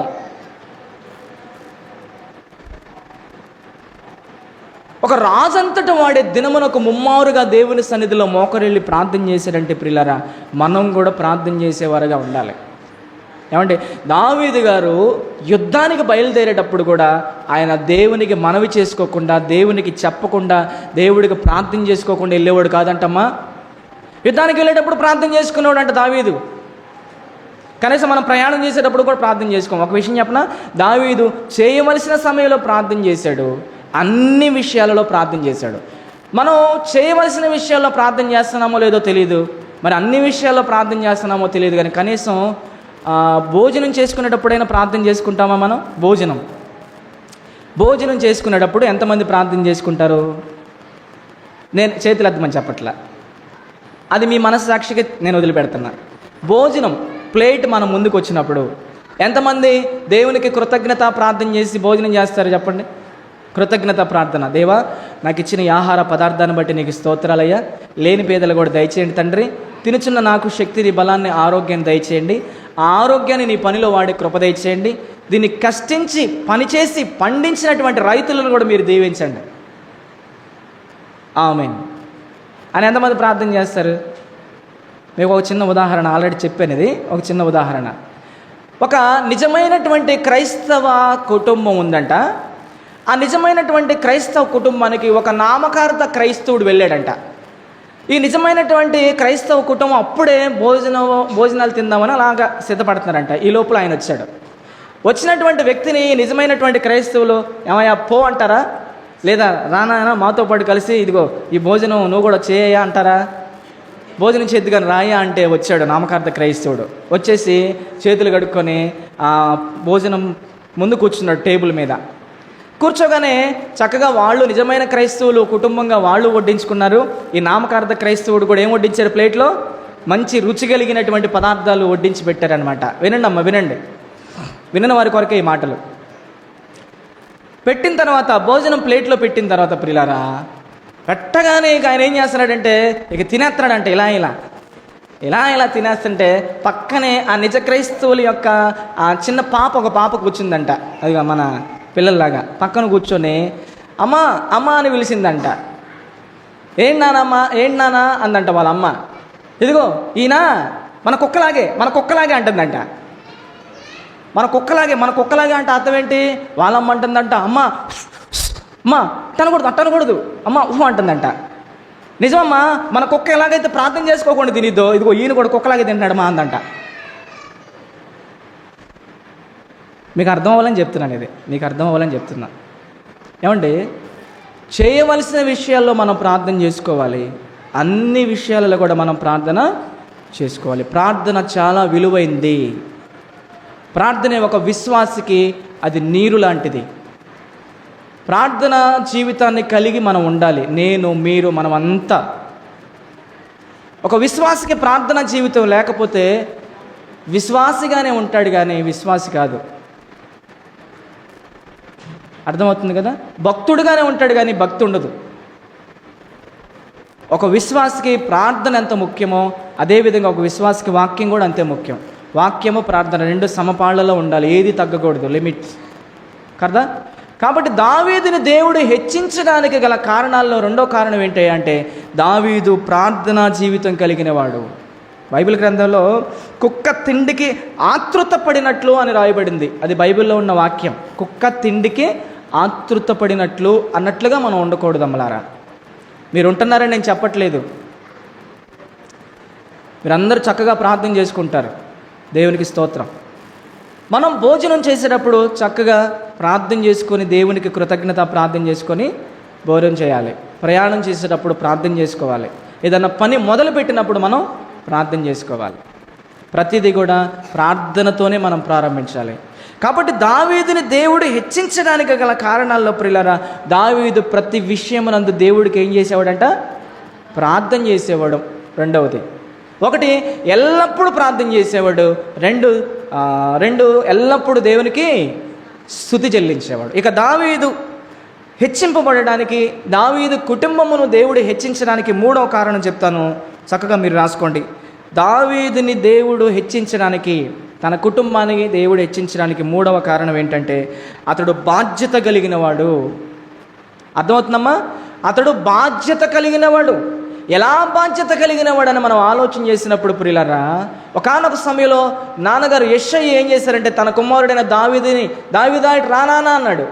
ఏంటి నాన్నగారు చెప్పండి అన్నాడు. ఇదిగో అన్నలు యుద్ధంలో ఉన్నారు కానీ అన్నలకి తినుబండరాలు తీసుకెళ్ళి ఇచ్చిరా నాన్న అన్నాడు. వెంటనే ప్రియులారా దావీదు గారు నాన్న మాటకి ఒబీడియన్స్ చూపించి ఏం చేశాడంటే తన కాసేటటువంటి ఆ మందని, గొర్రెల మందని ఏం చేశాడంటే తన పనివానికి అప్పచెప్పేసి అతడు వెళ్ళిపోయి అన్నలకి భోజనం ఇచ్చేసి ఇలా చేతులు కట్టుకుని నిలబడ్డాడు అనమాట. నిలబడుతున్నప్పుడు అక్కడ యుద్ధం జరుగుతుంది. యుద్ధ రంగంలో ఫిలిస్తీన్ల సర్దార్ గాతు వాడైనటువంటి గొలియాతు, ఫిలిస్తీన్ల సర్దార్ అయినటువంటి వాడు నిలబడి గర్వపు మాటలు మాట్లాడుతున్నాడు అనమాట. ఇశ్రాయేల్ సైన్యాన్ని మరి దేవుణ్ణి కూడా ప్రియులరా తక్కువ చేసి మాట్లాడుతున్నాడు. వినండి అమ్మా, వినండి. తక్కువ చేసి మాట్లాడుతున్నప్పుడు ప్రియులరా వెంటనే పక్కనున్నటువంటి వ్యక్తిని పిలిచి ఏంటి వీడు తతంగం ఏంటి అని అడిగాడు. అడిగితే అప్పుడు పక్కనోడు చెప్పాడు వచ్చి ఏమని, ఇదిగో సౌలు రాజుగారిని, ఇశ్రాయేల్ జనాంగాన్ని, దేవుడిని తక్కువ చేసి మాట్లాడుతున్నాడు, ఎంతో గర్వపడుతున్నాడు, తన ఎత్తు, తన వెడల్పు, తన బలం, తన నైపుణ్యాన్ని చూసుకొని గర్వపడుతున్నాడని చెప్పినప్పుడు వెంటనే బాలుడైనటువంటి దావీదు హృదయంలో బాధ కలిగిపోయింది. వెంటనే ఒక మాట అన్నాడు, ఇదిగో జీవము కలిగిన దేవుని సైన్యమును, దేవుణ్ణి తిరస్కరించుటకు సున్నత లేని ఈ ఫిలిస్తీయుడు ఎంతటి వాడు, నన్ను వదలండి, వాడు తల తుంచి నా చంచులో పెట్టుకొని వస్తా అన్నాడు. దేవునికే స్తోత్రం కలుగును గాక. బాలుడుగా ఉన్న సమయంలో నన్ను వదలండి, వాడు తలకై తుంచేసి చంచులో పెట్టుకొని వస్తా అన్నాడు. చూడండి ప్రియులారా, దావీదు అలానే జరిగింది. దావీదు వెళ్ళిపోయాడు, ఒడిసెల రాయితో తిప్పి కొడితే ఆ గొలియాతు నొసడు జరిగింది, ముందుకు పడ్డాడు, వెళ్ళాడు, తన గుండె మీద కాలు పెట్టాడు, తన వరలో ఉన్న కత్తి లాగాడు, తన మొండెం మీద ఉన్నటువంటి శిరస్సును కట్ చేసి తలకాయ తీసుకొచ్చి అలాగా సౌలు రాజు చేతిలో పెట్టాడు. అక్కడ బహుమానం కూడా ప్రకటించబడింది. ఎవడైతే గాతు వాడైన గొలియాతు యొక్క తలను తెచ్చి నాకు ఇస్తాడు, ఇదిగో నా కుమార్తెను వాడికి ఇచ్చి పెళ్లి చేస్తాడు. చూడండి, బహుమానం కూడా ఉంది అక్కడ. ఆ బహుమానం ఉందనే సంగతి బాలుడైన దావీదుకు కూడా తెలియదు పాపం. అమ్మ, అర్థమవుతుందా? కాబట్టి ప్రియులారా, దావీదు చాలా చాలా బాధ్యత కలిగిన వాడు, బాధ్యత కలిగినటువంటి వ్యక్తి దావీదు. ఈరోజు మనం కూడా ప్రియులారా, మన కుటుంబంలో మనం బాధ్యతగా ఉండాలి. ఇంకోటి, మన సంఘములో కూడా మనం బాధ్యతగా ఉండాలి. ఇంకోటి, మనం ఉన్న సమాజంలో కూడా మనం బాధ్యతగా ఉండాలి. ఉంటుందా మరి మనకు బాధ్యత? మన కుటుంబంలో మనకు బాధ్యత ఉంటుందా? మనం వెళ్ళే సంఘములో మనకు బాధ్యత ఉంటుందా? ఈరోజు పక్క సంఘాల మీద ఉన్నటువంటి బాధ్యత నాకెందుకో కొంతమందిలో, స్థానిక సంఘములో కొంతమందికి లేదనిపిస్తుంది.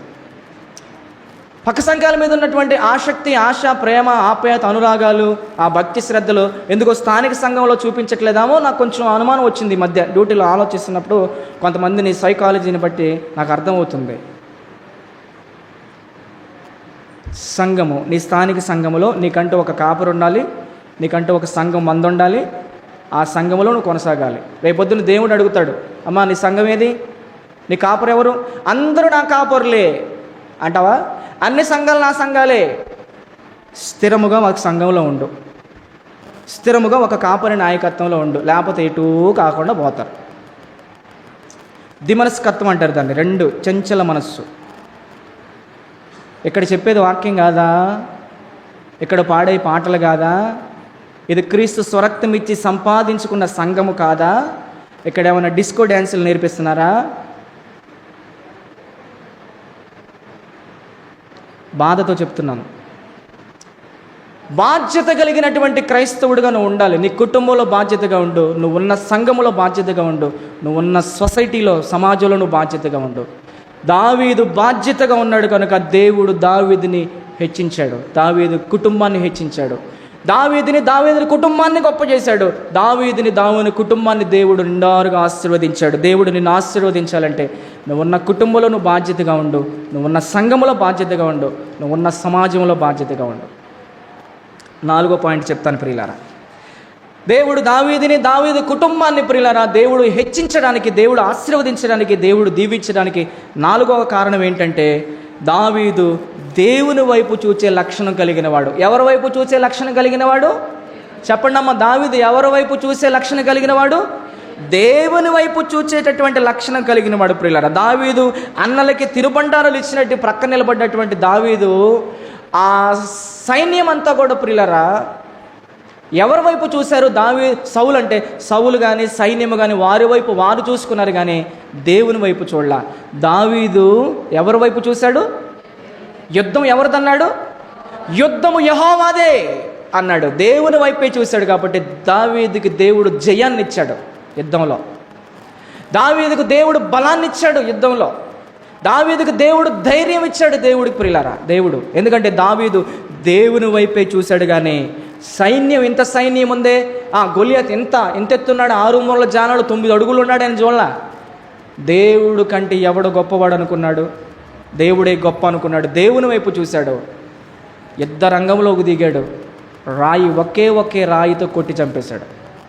అమ్మలారా అయ్యలారా, నీకే పరిస్థితి అయినా సరే, నువ్వే స్థితిలో ఉన్నా సరే, నీ ఇరుకు, నీ ఇబ్బందులు, నీ ఆవేదన, నీ దుఃఖము, నీ వ్యాధి, నీ బాధలు, నీ ఆర్థికపరమైన కుటుంబ సమస్యలు ఏ స్థితిలో ఉన్నా నువ్వు దేవుని వైపే చూడు. నన్ను ఆశ్రయించు వారికి ఏ మేలు కొదువై ఉండదు. యెహోవాను ఆశ్రయించు వారికి, యెహోవా వైపు చూచిన వారికి ఆయన దాచి ఉంచినటువంటి మేలులు చాలా గొప్పవి. అవి కంటికి కనిపించవు, మానవ చెవులకు వినిపించవు, మానవ హృదయానికి అర్థం కావు ప్రియులారా.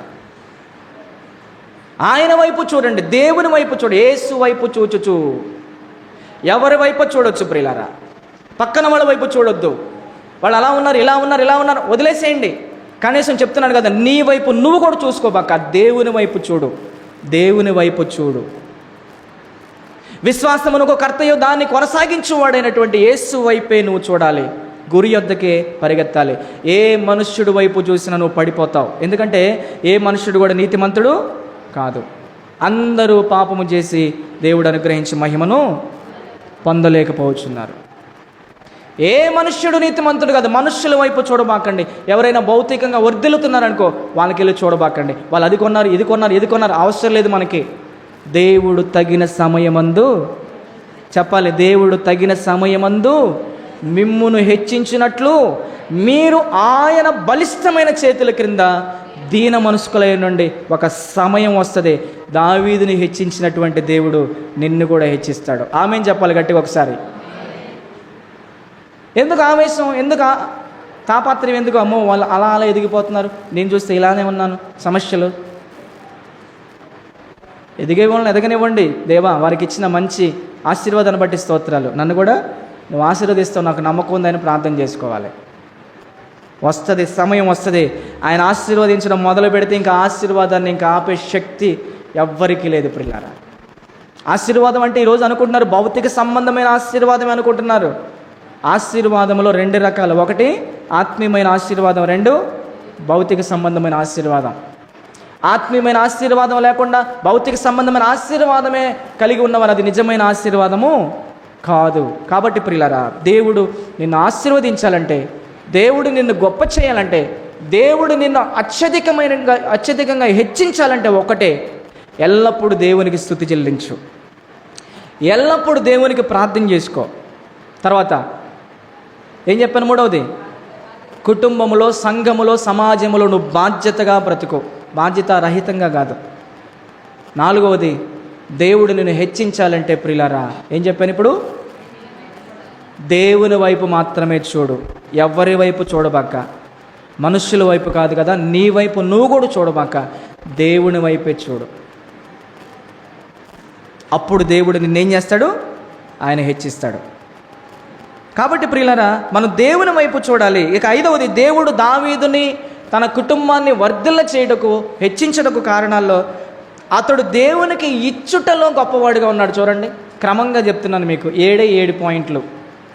దావీదు కుటుంబాన్ని దేవుడు ఆశీర్వదించడానికి, దేవుడు గొప్ప చేయడానికి, దేవుడు హెచ్చించడానికి కారణాల్లో 5వ కారణం ఏంటంటే దేవునికి ఇచ్చే విషయంలో గొప్పగా ఉన్నాడు. ఇచ్చే విషయంలో గొప్పగా ఉన్నాడు ఆయన.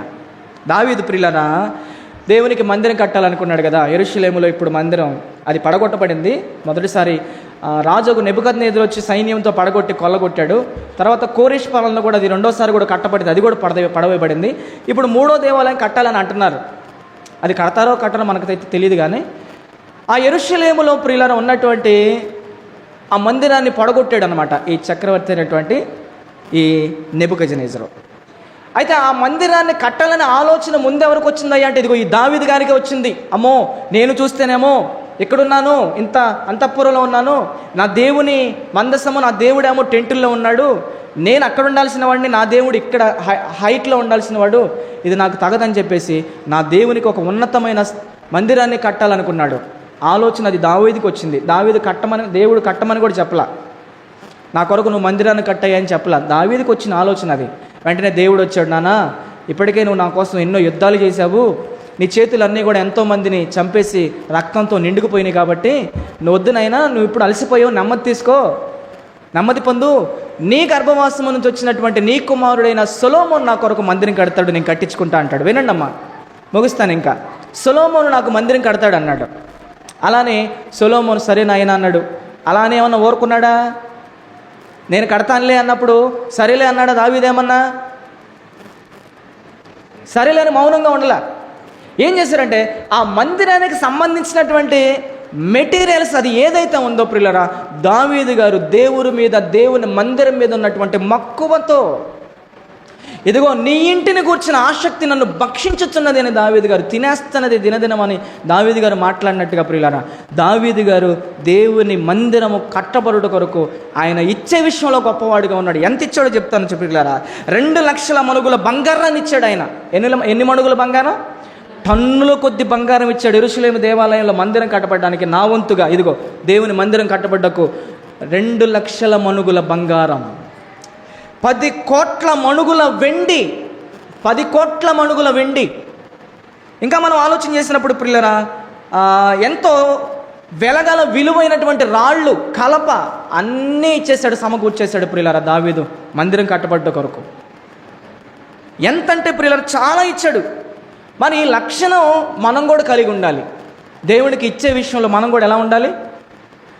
సొనుక్కుంటూ గొనుక్కుంటూ ఇద్దామా వద్దా, ఇస్తే ఏమైద్దో, ఇకపోతే ఏమైద్దో, ఈ వారం అంతా 3,000 సంపాదించా, అమ్మో 300 దశం భాగం నేను దేవుడికి ఇవ్వాలా, ఈ 300 ఏముంటే నాకు, చివరికి అవి కూడా ఏటో ఒకట సిల్లి సందిలో వేసిన సందలాగా స్వాహ. మీరు నా యొద్ద దొంగిలించుచున్నారని దేవుడు అన్నాడు. ఏం దొంగిలించుతున్నారు? నాకు ఇవ్వాల్సిన 10వ వంతు ప్రతిష్టార్పణములు మీరు దొంగిలిస్తున్నారు, మీరు శాపగ్రస్తులు అన్నాడు మలాకీ గ్రంథంలో. ఎవరైనా బాధ్యతగా, ఒక్కళ్ళు ఇద్దరే నాకు సంఘంలో కనపడింది, బాధ్యతగా ప్రతి నెల ప్రార్థన చేసుకొని దశమ భాగం ఇచ్చి ప్రార్థన చేసుకున్నాడు. ఇద్దరు ఇంత సంఘంలో. దేవునికి ఇచ్చే విషయంలో ప్రియులారా, ఇచ్చే విషయంలో గొప్పవాడుగా కనపడ్డాడు. కాబట్టి బైబిల్ గ్రంథంలో కొత్త నిబంధనలు ఇయ్యుడి అప్పుడు మీకు ఇవ్వబడుతుంది, పుచ్చుకొనుడు కంటే ఇచ్చుట ధన్యమని బైబిల్లో రాయబడింది. ఆ ఇచ్చే మనస్సు ఎప్పుడైతే మనకు ఉంటుందో, దేవుడు మనం ఇచ్చే కొంది దేవుడు ఏం చేస్తాడయ్యా అంటే మనల్ని ఇంకా గొప్పగా ఆశీర్వదిస్తాడు. గట్టిగా దేవునికి స్తోత్రం చెల్లించండి, గట్టిగా దేవునికి స్తోత్రం కలుగును గాక. కాబట్టి మనం ఇచ్చే విషయంలో దేవుడికి ఎలా ఉన్నాం? సమృద్ధిగా దేవునికి ఇవ్వగలుగుతున్నామా? సంతోషంగా ఇవ్వగలుగుతున్నామా? సంతోషంగా ఎత్తువాడు సమృద్ధిగా పంట కోస్తాడు. సొనుగుతూ గొనుగుతూ ఇచ్చేవాడు అంతే. ఎప్పుడు లేదు లేదు లేదు అంటా ఉన్నాం అనుకోని మన జీవితాలు అలానే పోతాయి అంట. ఒక పెద్ద ఆయన ఒరే ఎప్పుడు ఎందుకు లేదు లేదు అంటావు అనబాకు అంటాడు. చాలామంది చాలా నా బాగాల జీవితకాలం జీవితకాలం నీకు బతుకంతే. ఇంకా బాగా పోయినా సరే ప్రార్థన చేసుకుని హ్యాపీగా ఉండాలి. చెప్పకూడదు ఎవరికి, ఏంట్రా బాబు ఎప్పుడు రోగిస్తాను బాగాల అంటాడు. అలా వద్దమ్మా. ప్రియమైన దేవుని పిల్లలారా, దేవుడు నిన్ను నన్ను హెచ్చించుటకు గల కారణాల్లో ఒకటి, మనం ఎల్లప్పుడూ దావీదులాగా దేవుడిని స్తుతించాలి. చెప్పండి, చూసైనా చెప్పండి తొందరగా. 2, ఎడతెగక మనం ప్రార్థన చేసేవారుగా ఉండాలి. 4, బాధ్యత కలిగిన వారంగా ఉండాలి. 5, దేవుని వైపు చూడాలి. దేవునికి ఇచ్చే విషయంలో మనం ముందుండాలి. అన్న ఇదిగో నాదింత కార్యక్రమం ఉందా, దైవ కార్యక్రమం, ఇదిగో నా వంతుగా ఇది భర్త భార్య పిల్లలు కూడా తెచ్చి ఇదిగో నా వంతు పాస్టర్ గారు, అదేంది ఉండియా, అది కూడా పగలు కూడా తెచ్చియాలి దేవుడి సన్నిధికి పిల్లలు. అప్పుడే దేవుడు మన కుటుంబాల్ని ఆశీర్వదిస్తాడు. 6వది ప్రియులారా, దావీదుని దేవుడు హెచ్చించుటకు, తన కుటుంబాన్ని ఆశీర్వదించుటకు 6వది, అతడు పాపాలు ఒప్పుకునేటటువంటి గుణం కలిగిన వాడు. పాపాలు ఒప్పుకొనుటలో గొప్పవాడు. ఎలా పాపాలు ఒప్పుకొనుటకు గొప్పవాడు అంటే, నాతాను ప్రవక్తను దేవుడు పంపించి ఆ మనుష్యుడు నువ్వే అనగానే, బెత్షెబాతో పాపం చేసిన ఆ మనుష్యుడు నువ్వే అనగానే ఏమన్నాడు? రండ్రా అన్నాడా? సైనికుల్ని పిలిచాడా? సైనికుల్ని పిలిచాడంటే ఆ ప్రవక్త యొక్క మొండెం మీద తలను తుంచేస్తారు తెలుసా కత్తితో. అలాంటి గొప్ప యోధులైనటువంటి వారు ఉన్నారు దావీదు రాజుగారి చుట్టూ. ఇప్పుడు మన ప్రధానమంత్రులు, సీఎంలు, పిఎంలు ఉంటారు, వాళ్ళకి బాడీ గార్డ్స్ ఉంటారు తెలుసా. దావీదు గారు పక్కనున్న బాడీ గార్డు ఒక్కడిని వదిలిపెడితే 10,000 మందిని చంపేస్తారు,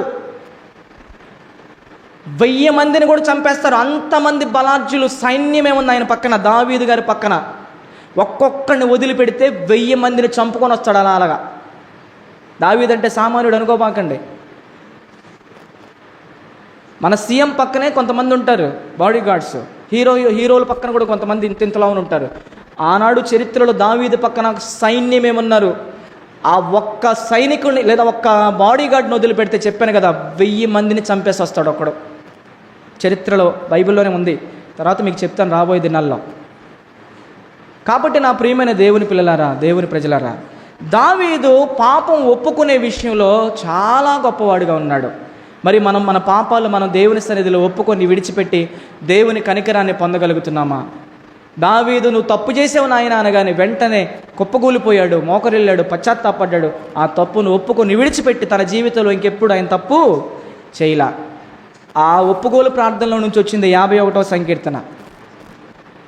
జిగటగల ఊబిలో పడియుండగా నా అడుగులు స్థిరపరచి నిలిపితివయ్యా. అందరు పాడండి, ముగించుకుందాం. అందరు పాడండి. ఊబిలో పడియుండగా నా అడుగులు స్థిరపరచి నిలిపితివయ్యా. హిస్సోపుతో నన్ను కడుగుము యేసయ్యా, హిమము కంటెను తెల్లగా మార్చయ్యా. నీకేమి చెల్లింతు నా మంచి మెస్సయ్యా, నా జీవితమంతా అర్పింతు నీకయ్యా. ప్రేమ కరుణ నీ కృప చాలు, ప్రేమ కరుణ నీ కృప చాలు. ప్రార్థన చేశాడు ప్రియులారా. 51వ సంకీర్తన మీరు చదువుకోండి, ఈ మాటలు అక్కడ ఉంటాయి. దేవా, హిస్సోపుతో నన్ను కడుగునైనా, నా పాపము పోవునట్లుగా హిమము కంటే తెల్లగా నా పాపాలు నువ్వు కడుగునైనా. రక్తాపరాధము నా మీదకి రాకుండా చేయనైనా.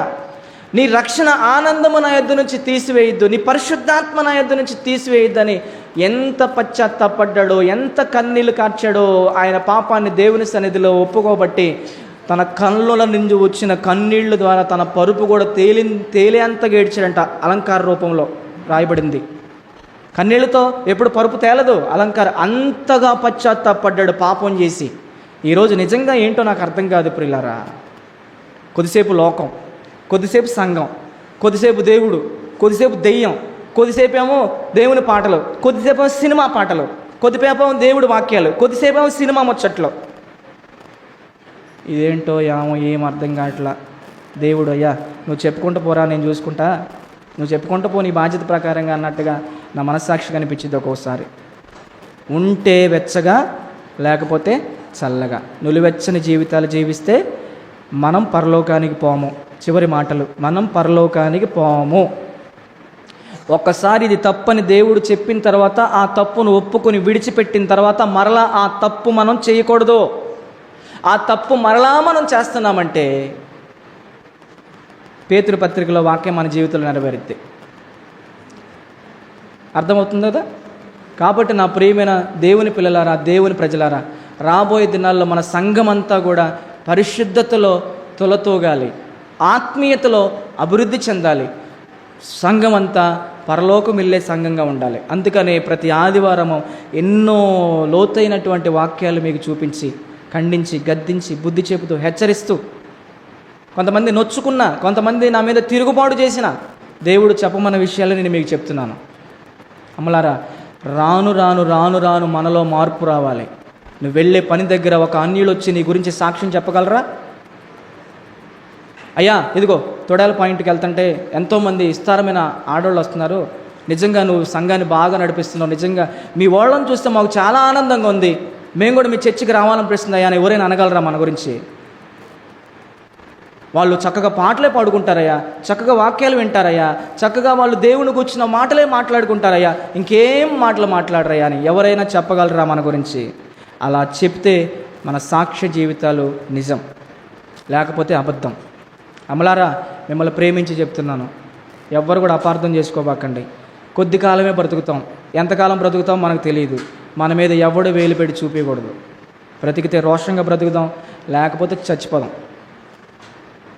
చివరి మాట, దావీదును దేవుడు హెచ్చించటకు గల కారణాల్లో చివరి మాట, అతడు కృతజ్ఞత కలిగి జీవించేవాడు. దేవునికే స్తోత్రం కలిగిన గాక. అబ్బా, దావీదు ఎంత కృతజ్ఞత కలిగిన వాడంటే బ్రతికి ఉన్న వారి పట్ల కృతజ్ఞత కలిగి జీవించాడు, చచ్చిపోయిన వారి పట్ల కూడా కృతజ్ఞత చూపించాడు ఆయన. ఎవరైనా ఏదైనా మేలు చేశారనుకో, ఆ మేలు మరిచిపోకుండా మరలా తిరిగి వాళ్ళకు మేలు చేయటమే కృతజ్ఞత. ఎంత కృతజ్ఞత కలిగిన వాడు దావీదు ప్రియులారా. కాబట్టి ఆయన చెప్పుకున్నాడు తన ప్రాణంతో, 103వ కీర్తన మొదట వచ్చిన, నా ప్రాణమా యెహోవాను సన్నుతించుము, నా అంతరంగమును రెఫరెన్స్ మీకు తెలుసు కదా, చదవండి కాకనా. ఆయన పరిశుద్ధ నామమును, నా ప్రాణమా నా అంతరంగమా నాలో ఉన్న నా సమస్తమా, నా ప్రాణమా నా అంతరంగమా నాలో ఉన్న నా సమస్తమా, చేసిన ఉపకారములలో దేనిని మరువక స్తుతించుము. యెహోవా చేసిన ఉపకారములలో దేనిని మరువక కొనియాడుము. నా ప్రాణమా, నా అంతరంగమా, నాలో ఉన్న నా సమస్తమా. దేవుని నామానికి స్తోత్రం కలుగును గాక. అబ్బా, అసలు ప్రతి దానికి ఆయన చక్కగా పాటలు పాడుకునేవాడు దావీదు గారు. ఇది పాట. నా ప్రాణమా యెహోవాను సన్నిధించుము, నా అంతరంగమున పరిశుద్ధ నా అంతరంగమున సమస్తమా ఆయన పరిశుద్ధ నామమును సన్నదించము. నా తన ప్రాణంతో చెప్పుకున్నాడు, రక్తముతో మిళితమైన తన ప్రాణంతో చెప్పుకున్నాడు. ఈరోజు నువ్వు బ్రతికున్నావంటే, జీవంతో ఉన్నావంటే ఆయన నీకు పెట్టిన భిక్ష. నా ప్రాణమా యెహోవాను స్తుతించు, ఆయన చేసిన ఉపకారములలో దేనిని నువ్వు మరువకు అని ప్రాణంతో చెప్పుకుంటున్నాడు. బా, ఎంతటి కృతజ్ఞత కలిగినటువంటి భక్తుడండి దావీదు. దావీదంటే ఏదో దావీదంటే సామాన్యుడు కాదమ్మా, చాలా గొప్పవాడు. దావీదు, అబ్రాహాము, ఇస్సాకు అనమాకన్నా వాళ్ళు చాలా గొప్పవాళ్ళు. దావీదు గారు అనాలి, ముగింపు మాటలు ఇస్సాకు గారు అనాలి, యాకోబు గారు అనాలి. కొంతమంది ప్రసంగాలు వింటున్నాను నేను, దావీదు తమ్ముడు, దావీదు బెదరు, మోషే అన్న. ఇదేంటో కొత్త బోధ, ఎక్కడ నాకు అర్థం కావట్లే. వాళ్ళు మనకు అన్నలు, మనకు తమ్ముళ్ళు, మనకు చెల్లెళ్ళేంటి, మనకు అక్కలేంటి? గొప్ప భక్తులు, దేవుని సేవకులు, ప్రవక్తలు గౌరవప్రదమైన మాటలు మాట్లాడాలి. గౌరవం. దావీదు గారు, అబ్రహాం గారు, ఇస్సాకు గారు, మోషే గారు. ఏమండి, అన్నీ మూసేయండి ఇంకా. కాబట్టి నా ప్రియమైన దేవుని పిల్లలారా, దేవుడు మిమ్మల్ని హెచ్చించడానికి 7 కారణాలు చెప్పాను, చాలా ఉన్నాయి ఇంకా. దావీదు గారి జీవితంలో 7 కారణాలు నెరవేరినాయి. ఒక్కొక్కటి చూడకుండా మీరు చెప్పండి, ప్రార్థన చేసి మిమ్మల్ని పంపించేస్తా. దేవుడు హెచ్చించటకు 7 కారణాల్లో మొదటి కారణం, ఎల్లప్పుడూ దేవుణ్ణి స్తుతించాలి. 2వ కారణం, ఎల్లప్పుడూ ప్రార్థనా జీవితం కలిగి ఉండాలి. 3వ కారణం, బాధ్యతా జీవితం కలిగి జీవించాలి. 4వ కారణం, దేవుని వైపు మాత్రమే చూడాలి. 5వ కారణం, దేవునికి ఇచ్చే విషయంలో గొప్పగా ఉండాలి. 6వ కారణం, పాపం చేసిన పాపం హెచ్చరిక పొందినప్పుడు సేవకుల ద్వారా ఒప్పుకొని దాన్ని విడిచిపెట్టాలి. 7వ కారణం, దేవునికి మన జీవితంలో ఎప్పుడు కృతజ్ఞతాస్తుతులు చెల్లించాలి. అలాగ మీరు అందరూ ఉంటారని మనస్ఫూర్తిగా కోరుకుంటూ నా మాటలు ముగిస్తున్నా. ప్రార్థన చేద్దాం. తల్ల వంచండి, కళ్ళు మూసుకోండి. మమ్మలను మిక్కిలిగా ప్రేమించిన మా ప్రియ పరలోకపు తండ్రి, మీ పరిశుద్ధమైన ఉన్నతమైన ఘనమైన నామానికి స్తుతులు స్తోత్రాలు. మీ ప్రియులు, మా ఆత్మీయ బిడ్డలు ఆ సంఘములో ఆరాధన కార్యక్రమం ఉందనగానే ప్రభువా, తమ చంటి పిల్లల్ని కూడా తమ చంకలో పెట్టుకొని ఎంతో ఆశతో ఆసక్తితో వచ్చి నీ బిడ్డలని సన్నిధిలో కూర్చొని చక్కగా నీకు ప్రార్థనలు చేసుకొని నేను కూర్చున్నటువంటి పాటలు పాడుకొని, అయ్యా నీ విలువైనటువంటి మాటలు ప్రభువా నీ దాసుడిగా నా నోట మీరు పలికిస్తూ ఉండగా, ఈ మాటలు నా మాటలుగా కాక నీ మాటలుగా నీ బిడ్డలు తీసుకొని నీ బిడ్డలందరూ ఆలోచిస్తూ అర్థం చేసుకుంటూ ఉన్నారు ప్రభా.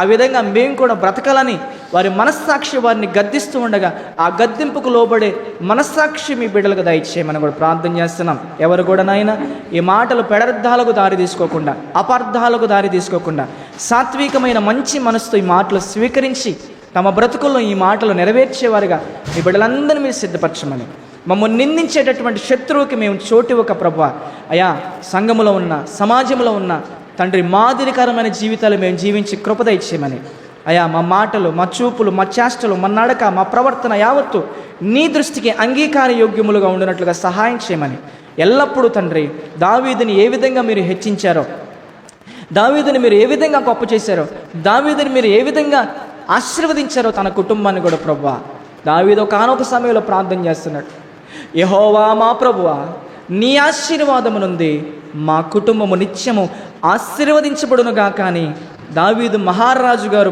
ప్రార్థించినట్లుగా అయ్యా మేము కూడా ప్రార్థన చేస్తున్నాం. దేవా నీ ఆశీర్వాదము నుండి మా సంఘములో ఉన్న మా కుటుంబాలన్నీ కూడా ఆశీర్వదించబడునుగాక అని నీ సేవకునిగా ప్రార్థన చేస్తున్నాం. మా కుటుంబాలు నిత్యము నీ సన్నిధిలో కనబడునుగాక అని దావీదు గారు మొరపెట్టినట్లుగా అయ్యా నేను కూడా మొరపెడుతున్నాను. మా కుటుంబాలన్నీ నిత్యము నీ సన్నిధిలో కనబడుదురుగాక అని ప్రార్థన చేస్తున్నాను. ప్రభా సహాయం చేయండి. దుప్పి నీటి వాగుల కొరకు ఆశపడినట్లు దేవాన్ని కొరకు ఆశపడుతుంది, తృష్ణ గురుస్తుందన్నాడు నా హృదయం. అలానే మా హృదయాలు కూడా ప్రభా నీ సన్నిధికి వెళ్ళుదామని జనులు నాతో పలికినప్పుడు నేను సంతోషించి తినని ఒక రాజుగారు పలికినట్లుగా ఎంత తగ్గింపయ్యా దావీదు గారిలో. నీ సన్నిధానమునకు వచ్చి కూర్చొని రాజవస్త్రములు కూడా తీసేసి ఏ అధికారము లేనివాడుగా నిష్ప్రయోజకుడైన దాసుడిగా ఎంత తగ్గించుకున్నాడు ప్రభువా. అలాంటి గొప్పమైన జీవితాలు మా అందరికీ మీరు దయచేయండి తండ్రి. మాలో ఏ విధమైనటువంటి అహంకారాలు, అతిశయాలు గొప్పలోకి పోయే వారంగా కాక తండ్రి, నీ సన్నిధిలో మమ్మల్ని మేము తగ్గించుకొని మీ నామాన్ని మాత్రమే మేము హెచ్చించినప్పుడు నీవు మమ్మల్ని హెచ్చించే దేవుడు ఉన్నావు. అందుని బట్టి మీకు స్తోత్రాలు తండ్రి. అయ్యా ఇదిగో దావీదు ఏ విధంగా ఎల్లప్పుడూ నీకు స్తుతి చెల్లించేవాడిగా ఉన్నాడు, ఎల్లప్పుడూ నీకు ప్రార్థించే వ్యక్తిగా ఉన్నాడు. దావీదు ఏ విధంగా కుటుంబంలో బాధ్యత కలిగినటువంటి వ్యక్తిగా ఉన్నాడో ఆయన దావీదు ఎల్లప్పుడూ ప్రభా అయ్యా నీ సన్నిధిలో తండ్రి చక్కగా నా ప్రభా మరి మేము చూసినప్పుడు తండ్రి దావీదు గారు తండ్రి నీకు కృతజ్ఞత చెల్లించేవాడిగా ఉన్నట్లుగా మేము చూస్తున్నాం. ఇంకా ఆయన గురించి చెప్పుకోవాలంటే మా జీవితాలు సరిపోవు నాయన. నీకు ఇష్టడుగా, నీ హృదయానుసారుడుగా, నీ ఉద్దేశాలు నెరవేర్చేవాడుగా తన తరములో ఉన్న వారికి సేవ చేసి నిద్రించి అయ్యా నీతిమంతులు పితరులున్న స్థలానికి తాను చేరుకొని ఉన్నాడు ప్రభా. నీ కొరకు ఎన్నో గొప్ప గొప్ప యుద్ధాలు చేసినటువంటి వ్యక్తి దావీదుని ఆశీర్వదించిన దేవుడవు, హెచ్చించిన దేవుడవు, తన కుటుంబాన్ని కూడా ఆశీర్వదించిన దేవుడవు. అయ్యా మా కుటుంబాలను కూడా మీరు హెచ్చించండి,